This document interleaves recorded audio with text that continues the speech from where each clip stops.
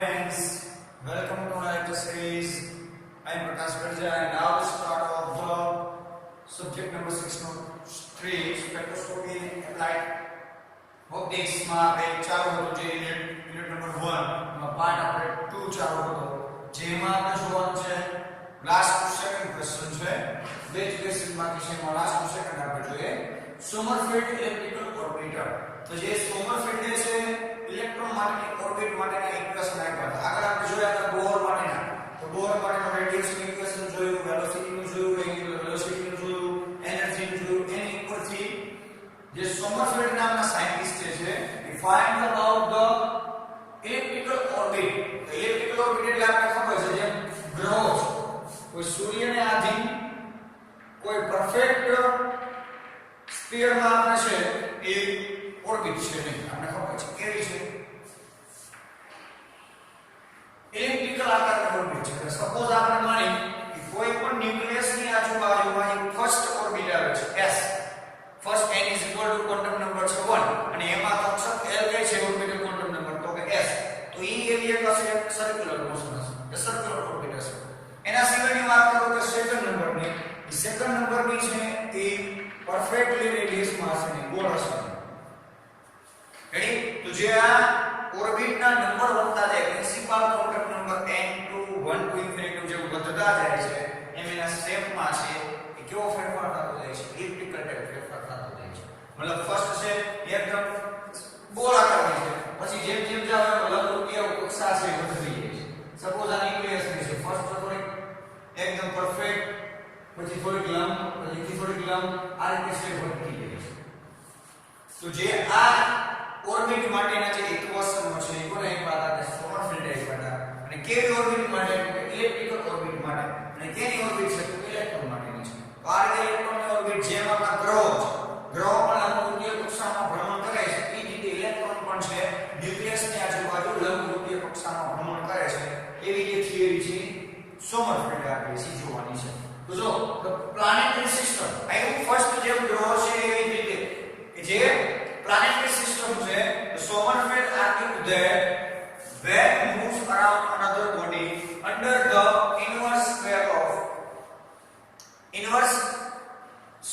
of law આપણે ખબર છે કે જે કોઈ પણ ગ્રહો છે એકમ સમયમાં જે અંતર કાપે છે એના વર્ગના વ્યસ્ત પ્રમાણમાં હોય છે આપણે જોયું તો એ રીતે inverse square of law જે ગ્રહો આ નિયમ પ્રમાણે જે planetary motion કરે છે એ જ રીતે there is the moving body describe an electrical path provided the force is attraction તો કોઈ પણ પદાર્થ છે મૂવિંગ બોડી કોઈ એક પદાર્થની આજુબાજુ લંબરૂપીય કક્ષામાં ભ્રમણ કરતું હોય describe an electrical એટલે કે લંબરૂપીય કક્ષામાં ભ્રમણ કરતું હોય so provide an attraction of force તો એકબીજા તરફ આકર્ષિત થાય છે જે આપણે કહીએ છીએ સેન્ટ્રીફ્યુગલ ફોર્સ લાગે છે તો આ રીતે જ્યારે કોઈ એક પદાર્થને આધીને જ્યારે બીજો પદાર્થ છે ઇલેક્ટ્રિકલ ઓર્બિટમાં ગતિ કરતો હોય તો આ બોડી બીજા તરફ કેવું બળ લગાડે છે સેન્ટ્રીફ્યુગલ ફોર્સ લગાડે છે બળ આપણે આને જોવાનું છે Sommerfeld extended the action integral all integration of pi into di over one minute of motion must be an integral multiple of h જેમ જેમ એનું એક કક્ષા કે એક રિવોલ્યુશન થાય છે એમાં શું એડ થતો જાય છે h એડ થતો જાય છે સપોઝ આપણે નંબર ઓફ 1 કહીએ કે પ્રિન્સિપલ ક્વોન્ટમ નંબર h છે તો ઓર્બિટ એક જ થાય તો એની માટે n1 h હશે v1 એટલે કેટલા છે પહેલી કક્ષા માટે જે h છે એ કેટલો હશે કે 1h હશે સેકન્ડ માટે તો કે 2h થર્ડ માટે 3h તો એવી રીતે જેમ જેમ કક્ષા નંબર વધતો જાય છે એમ h નો નંબર પણ કેટલો થાય છે વધતો જશે કેવો એને સોમરફેલ્ડ કીધું એની ઉપરથી આપણે ઇક્વેશન મેળવ્યું છે કે ઇન્ટિગ્રેશન ઓફ ક્લોઝ એટલે કે આપણે આખા કીધું છે આખા ઓર્બિટ માટેની વાત કરી છે તો integration of all orbit pi into dqy is equal to ni into h એટલે જેમ જેમ આ કક્ષા વધતી જાય છે એટલે એંગ્યુલર મોમેન્ટમ પણ વધતું જશે એમ ઓર્બિટ પણ વધતી જશે જેમ ઓર્બિટ વધતી જાય છે એના ઓર્બિટ સાથે ગુણાયેલા h પણ વધતા જાય છે એવું કહેવા માંગે છે ઇક્વેશન નંબર 1 તો તમે જોઈ શકો છો ni શું છે હોલ નંબર એટલે કે જે કેટલી ઓર્બિટ છે તો n હોલ નંબર, p એટલે જનરલાઇઝ મોમેન્ટમ છે, q એટલે ચાર્જ પાર્ટિકલ લીધા છે, જે પાર્ટિકલ લીધા છે સપોઝ આ હોય તો આના માટે q લેવાનો છે, તેના માટેનું મોમેન્ટમ કેટલું છે p છે. તો આ રીતે તમને ઇક્વેશન મળ્યું છે integration of all orbit pi into dqi is equal to ni into h. મતલબ આનો મતલબ કે જેમ જેમ કક્ષા નંબર વધતા જાય છે એમ એના h ગુણાંકમાં પણ વધતો જશે, જે સોમરફેલ્ડે કીધું છે. ત્યારબાદ જોઈએ કે નાવ હવે આપણે dqi ની જગ્યાએ તમારે શું લેવાનું છે, જે dqi ની જગ્યાએ તમારે શું લેવાના છે કે આ બંનેનો એંગલ કોઈ આપણે લઈએ કે આ એંગ્યુલર આપણે વેલોસિટી લેતા સપોઝ કોઈ એક્સિસ આપણે ધારીએ આ કેન્દ્ર છે કે આ ફિક્સ બોડી છે, અહીંયાથી આ બોડી છે ટ્રાવેલ કેટલું કરે છે, અહીંયાથી આટલું થીટા કેટલો છે, થીટાની જગ્યાએ આપણે શું લેવાનું છે phi. So dqi is equal to d phi where phi is the angle of rotation. તો કેટલા એંગલ રોટેશન કરે છે એ એંગલ આપણે લેવાનું છે. The angular momentum of any isolated system is constant. આ સિસ્ટમ આખી કોન્સ્ટન્ટ રહેવાની છે કે જે એક જ ઓર્બિટ માટેની વાત થઈ છે, અલગ અલગ ઓર્બિટ માટેની વાત થતી એંગ્યુલર મોમેન્ટમ છે એ એક ઓર્બિટ માટે કેવી રહેવાની છે, કોન્સ્ટન્ટ રહેવાની છે. આપણે ખબર છે કોઈ પણ સિસ્ટમ ઇનિશિયલ મોમેન્ટમ હોય એટલો સિસ્ટમ ની અંદર તમને મળવાનું છે. So integration of all orbit p phi into d phi. એટલે અહીંયા આની જગ્યાએ મળી જશે phi માં કન્વર્ટ થઈ જશે અને કોઓર્ડિનેટ ચેન્જ થઈ જશે, એંગલ માં લીધા છે, આ નંબર માં અહીંયા શું લીધા છે, એંગલ માં લીધા છે. તો p phi into d phi is equal to શું થશે, p phi ને બાય લઈ લઉં, ઇન્ટિગ્રેશન લઈ લઉં છું 0 to 2 pi, કારણ કે એંગલ અહીંયાથી ચાલુ કરીને એક રિવોલ્યુશન કરે એટલે એંગલ કેટલો થવાનો છે 2 pi જેટલો એંગલ થવાનો છે. 0 to 2 pi into d phi. હવે ઇન્ટિગ્રેશન માં અપર લિમિટ લોઅર લિમિટ મૂકી દો તો p phi કોન્સ્ટન્ટ છે, અપર લિમિટ 2 phi, phi નું શું થશે phi 2 pi minus 0, 0 લેવાય એટલે 2 pi into p phi આવી જાય. હવે તમે જોઈ શકો છો આના બરાબર મતલબ p phi into d phi બરાબર તમને શું મળ્યા છે, તો તમને અહીંયા મળ્યા છે 2 pi into p phi, but right side શું છે એના એ જતા રહે આ ની જગ્યાએ શું આવી જશે n phi into n. Equation number 2 છે. તો આનો મતલબ કે 2 pi રિવોલ્યુશન, એક રિવોલ્યુશન જેમ એક રિવોલ્યુશન માટે જો તો pi કેવો રહે છે, કોન્સ્ટન્ટ, મતલબ મોમેન્ટમ છે એ કોન્સ્ટન્ટ રહે છે એક રિવોલ્યુશન માટે, એક કક્ષા માટે. એટલે અહીંયા પણ phi નો છે જે છે એંગલ બદલાશે પણ n તો 1 જ આવવાનો છે. તો એક જ કક્ષા માટે મોમેન્ટમ છે કેવું રહેવાનું છે, કોન્સ્ટન્ટ રહેવાનું છે. ત્યારબાદ આપણે વાત કરીએ તો angular momentum is an integral multiple of h upon 2 pi. h upon 2 pi, જે 2 pi છે ગુણાકારમાં છે જાવ દીધું ભાગાકારમાં. તો angular momentum is an integral multiplier of h upon 2 pi. However, for an ellipse r is not constant and therefore we have r શું છે variable હશે, અહીંયા h upon 2 pi જતા રહેશે. તો p phi is equal to, હવે p phi ની જગ્યાએ આપણે r ઓર્બિટ માં લેવાનું છે, રેડિયસ માં લેવાનું છે. તો integration of all orbit pr into dr is equal to krh. અહીંયા p phi ની જગ્યાએ હવે પેલા આ હતા નંબર ઓફ પાર્ટિકલ હતા, આયા એંગલ આવ્યું અને આ રેડિયસ આવ્યું. તો ત્રણ ઇક્વેશન સોમરફેલ્ડ આપેલા છે, number of particle, angle between the rotational and pr એટલે કે રેડિયસ નું ઇક્વેશન આપેલું છે. તો integration of all orbit pr into dr is equal to nrh. Equation number 3 છે, where nr શું તમને કહેવા માંગે છે, રેડિયેશન, રેડિયલ ક્વોન્ટમ નંબર આપ્યા છે તમને કેટલા કેટલાની રેડિયસ છે, પેલા માટેની r1, બીજા માટેની r2, ત્રીજા માટેની r3, એટલે અલગ અલગ કક્ષા માટે જે r છે એ વેરીએબલ છે, કેટલી ઓર્બિટ છે. We have expression for radius of both orbit. both orbit માટેનું પહેલું ઇક્વેશન યાદ કરો, ઓર્બિટ માટેનું આપ્યું, ઓર્બિટની રેડિયસ માટેનું આપ્યું. તો r is equal to x square n square upon 4 pi square n square into z. આ આપ્યું રેડિયસ માટેનું ઇક્વેશન છે.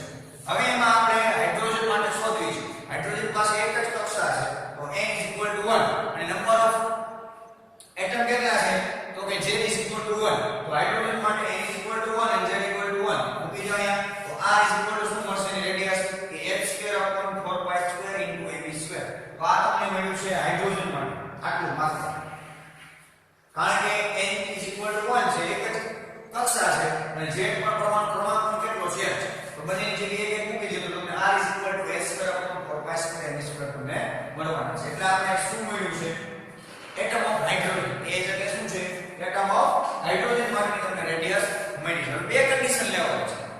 મિનિમમ જે પરમાણુ ક્રમાંક છે અને મેક્સિમમ પરમાણુ ક્રમાંક છે બંને વચ્ચેનો આપણે સંબંધ દર્શાવતું સૂત્ર મેળવવાનું છે. According the possible value of major and minor, એક નાના અને મોટા વચ્ચેનું જે એક્સિસ છે એનું આપણે ઇક્વેશન લેવાનું છે. Electrical orbit are reduced to, હવે આપણે a આપણે માઇનર માટે લઈએ હાઇડ્રોજન માટે અને મેજર માટે લઈએ જે લાસ્ટ પરમાણુ ક્રમાંક છે એની વાત કરીએ છીએ. તો આ તમે જોઈ શકો છો a h² / 4π² m², n² j. હવે n² j એટલે તમને ખબર છે n = 1, z = 1. પણ અહીંયા આપણે આના બરાબર તમને કંઈક મળ્યું છે. જો h² / 4π² * m², એટલે તમને શું મળ્યા છે? a of h મળ્યા છે, મૂકી દો f n² / j એમને રાખો. અત્યારે આપણે 1 મૂકવાના નહીં, કારણ કે આના બરાબર તમને મળ્યા છે એટમ ઓફ હાઇડ્રોજન. તો મૂકી દો વેલ્યુ ડાયરેક્ટ મૂકી શકો છો. ત્યારબાદ વાત કરી મેજર માટેની, તો એની માટે આપણે b ધારીએ તો b = h² / 4π² m² n k. k એટલે જે ઇન્ફાઇનાઇટ નંબર છે 1 2, આપણે એમ કહીએ કે 1 2 3 એમ ઇન્ફાઇનાઇટ, એટલે k = 1 2 3 ઇન્ફિનિટી લગી તમે લઈ શકો છો કે જે. હવે h² / 4π m² એટલે h છે, તો h = j * n of k. Number equation number 5. તો આ રીતે તમને ઇક્વેશન મળ્યા છે માઇનર માટેનું અને આ છે મેજર માટેની, ઇલેક્ટ્રિકલ ઓર્બિટ માટેનું. આ શું છે? a એટલે રેડિયસ. આપણે કોઈ પણ x માટે લેતા હોય a અને b. ફર્સ્ટ લઈ લો કક્ષા.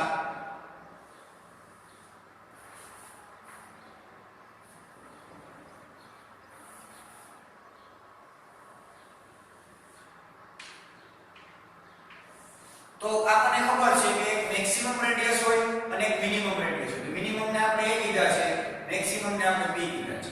તો એની માટે આપણે a નું ઇક્વેશન તમને કેવું મળ્યું છે? ah/n² / z મળ્યું છે અને મેક્સિમમ માટે શું મળ્યું છે? ah/z * n². આ રીતે તમને ઇલેક્ટ્રિક માટેની બે રેડિયસ મળશે, a અને b. એની માટે તમને ઇક્વેશનો મળ્યા છે. આ તમે જોઈ શકો છો a/b નું મારે ઇક્વેશન લેવું છે જે એક માર્કમાં પૂછાય છે. માઇનર અને મેજર રેડિયસ માટેનું ઇક્વેશન આપણે શોધવું તો શું મળશે?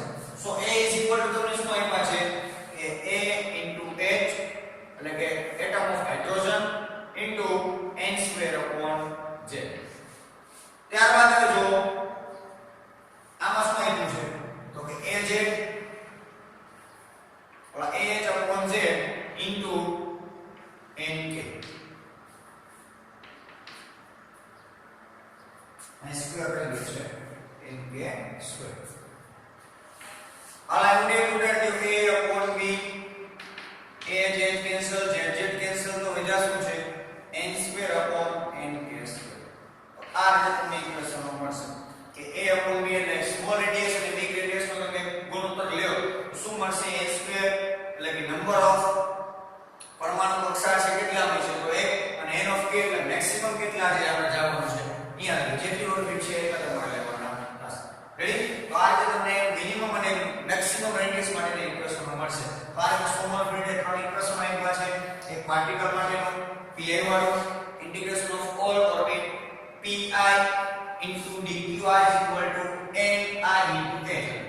પછી સેકન્ડ નંબરનું ઇક્વેશન આપ્યું છે બંને વચ્ચેના ખૂણા. તો p integration of all orbit p5 into d5 = n5 into h. ત્યારબાદ થર્ડ નંબરનું ઇક્વેશન આપ્યું છે રેડિયસ માટે integration of all orbit pr into di = nr into h. ત્યારબાદ એની ઉપરથી આપણે બોર રેડિયસ નું ઇક્વેશન લીધું હતું, હાઇડ્રોજન માટે એટમ લીધો, ત્યારબાદ મિનિમમ રેડિયસ અને મેક્સિમમ રેડિયસ નું ઇક્વેશન લીધા, ત્યારબાદ બંનેનો ગુણોત્તર લીધો. તો આ રીતે તમે n ની જગ્યાએ તમે k પણ ઘણી વાર આવે છે તો આપણે k યાદ રાખવાનું. રેડી? n²/k².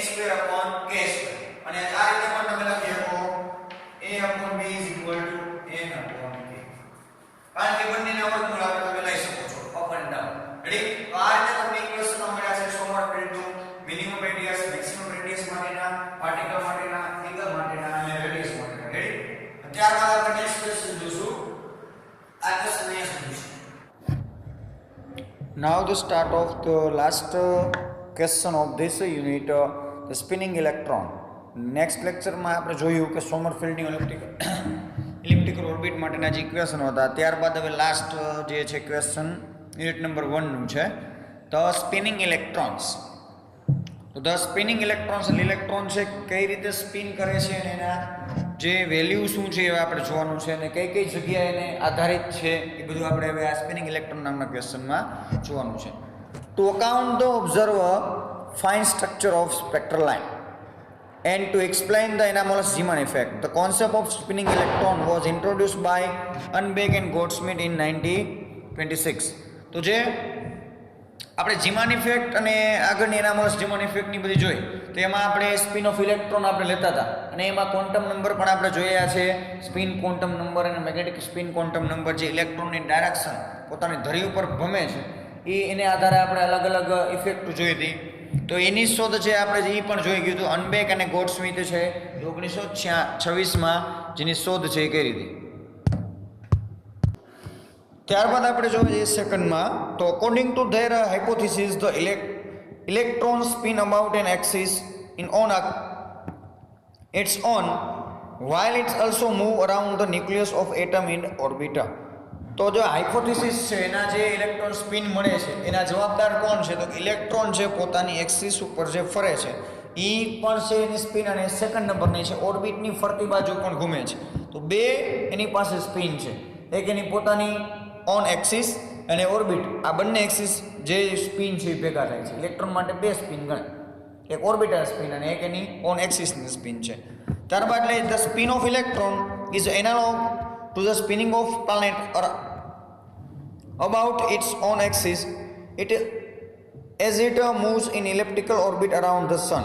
જેમ પ્લાનેટ છે ગ્રહો છે સૂર્યને આધીન જે ફરે છે ઓર્બિટલ કક્ષામાં એ રીતે ઇલેક્ટ્રોન પણ ન્યુક્લિયસને ફરતે છે એ ન્યુક્લિયસને આધીને ગોળ છે ફરતી કોરા ફરે છે. પછી પ્લાનેટ છે પોતાની ઓન એક્સિસમાં પરિભ્રમણ કરે છે. ઇલેક્ટ્રોન પણ સેમ ટુ સેમ પોતાની ધરી ઉપર પરિભ્રમણ કરે છે. ત્યારબાદ જોઈએ તો electron is endowed with a spin motion over and about the orbital motion. તો ઇલેક્ટ્રોન પાસે બે મોશન છે, એક સ્પિન મોશન એટલે કે એની એક્સિસની મોશન છે અને એક ઓર્બિટલ મોશનની છે એટલે કોઈ ન્યુક્લિયસને ફરતી બાજુ જે ફરે છે એને આધારે મોશન છે. According to the quantum theory the spin of electron should be also quantized. Here a new quantum number called the spin quantum number S is introduced. જે આ ઇલેક્ટ્રોન પોતાની એક્સિસ ને ધ્યાને લઈને ફરે છે એને આધારે એક નવો ક્વોન્ટમ નંબર આવ્યો જે આપણે જોયો હતો સ્પિન ક્વોન્ટમ નંબર. પહેલા એક જ હતો પ્રિન્સિપલ ક્વોન્ટમ નંબર, ત્યારબાદ આગળ શોધું થતી જઈ એમ અલગ એક ક્વોન્ટમ નંબર મળતો ગયો. ત્યારબાદ એક નવો જ ક્વોન્ટમ મળ્યો જે ઇલેક્ટ્રોનની સ્પિનને આધારે મળ્યો છે જે આપણે એને કહીએ છીએ સ્પિન ક્વોન્ટમ નંબર અને એની પછી આગળ એ મેગ્નેટિક સ્પિન ક્વોન્ટમ નંબર એ પણ આવે છે. રેડી. ત્યારબાદ આપણે જોઈએ તો orbital and spin motion are both quantized in magnitude and direction according to the idea of spatial quantization they are consider and quantized vector. તો ઓર્બિટલ એન્ડ સ્પિન મોશન એક સાથે બંને તમે લ્યો તો એની ડાયરેક્શન અને મેગ્નિટ્યુડ બંને મળશે, મૂલ્ય અને દિશા, જેને આધારે આપણે એક નવી જ આપણે જોઈશું કે મેગ્નેટિક ઓર્બિટલ નંબર અને મેગ્નેટિક સ્પિન ક્વોન્ટમ નંબર છે તમને મળેલા છે. The atom model based on this quantized vector is called the vector atom model. જે તમે ડાયરેક્શન અને મેગ્નિટ્યુડ બંને લેવાના છે સ્પિન એન્ડ ઓર્બિટલના અને એને આધારે જે મોડેલ રચાય છે એને શું કહેવાનું છે વેક્ટર એટમ મોડેલ. અને ત્યારબાદ આપણે જોઈએ તો total magnetic momentum of an atoms should be an vector sum of the orbital and spin magnetic momentum. જે તમને ટોટલ મેગ્નેટિક મોમેન્ટમ મળે છે m of j એ કેટલું મળશે તો sum of vector orbital and spin magnetic moment તો આ બંનેના સરવાળા જેટલું તમને m of j છે એ મળવાનું છે. તો આ છે સ્પિનિંગ ઇલેક્ટ્રોન અને અહીં આપણો જે ચેપ્ટર છે ફર્સ્ટ 603 નું પૂરું થાય છે. નેક્સ્ટ આપણે આના પછીનું ચાલુ કરશું નેક્સ્ટ લેક્ચરમાં. Okay, so thank you so much student watching my video.